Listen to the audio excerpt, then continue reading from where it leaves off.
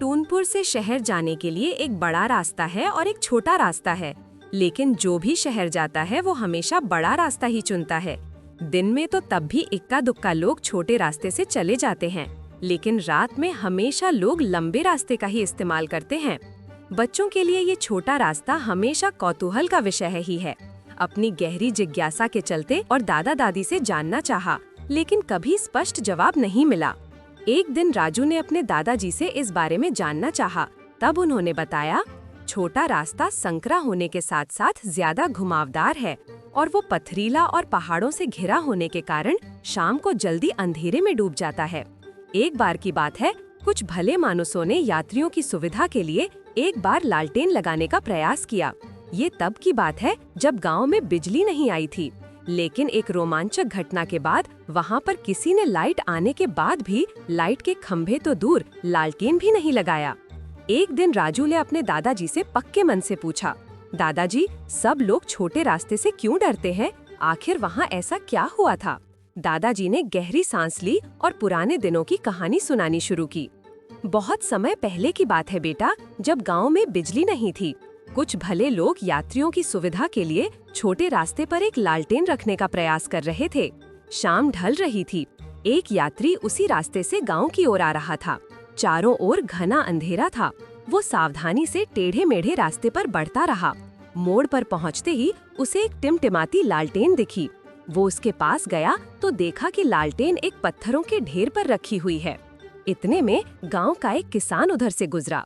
यात्री ने पूछा, भैया, ये लालटेन पत्थरों के ढेर पर क्यों रखी है? किसान ने जवाब दिया, अरे, ताकि आने जाने वालों को ये ढेर दूर से दिखाई दे। यात्री ने फिर पूछा, तो पत्थरों का ढेर यहाँ क्यों लगाया गया है? किसान हंसते हुए बोला, अरे भाई, अगर ढेर नहीं होगा तो लालटेन रखोगे किस पर, इसलिए तो ढेर लगाया है। यात्री को ये तर्क अजीब लगा। फिर वो गाँव आने की बजाय वापस लौट गया। कहते हैं उसी समय वो किसान अचानक पागल हो गया और तब से लोगों ने रात में उस रास्ते पर जाना लगभग बंद कर दिया।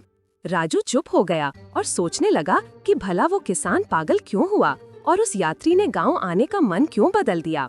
राजू ने दादाजी से कहा, दादाजी, ये तो जैसे बात ही गोल गोल घूम रही है।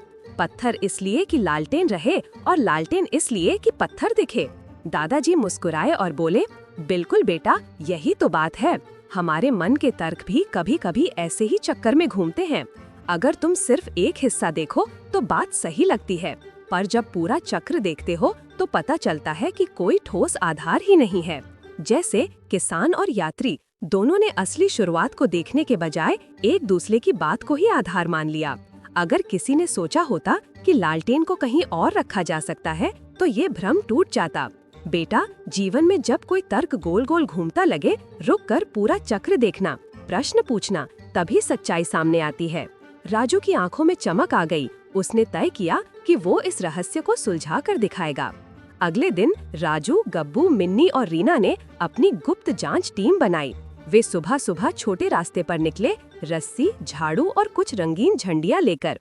उन्होंने रास्ते पर पड़े पत्थरों के ढेरों और झाड़ियों को साफ किया। पुराने लालटेन वाले मोड़ पर एक मजबूत लकड़ी का खंभा गाड़ा। रास्ते के दोनों किनारे सफेद चूने और रंगीन पत्थरों से सजाए। फिर उन्होंने इस पूरे काम का वीडियो बनाकर गांव के प्रधान मुन्नी सरपंच को दिखाया।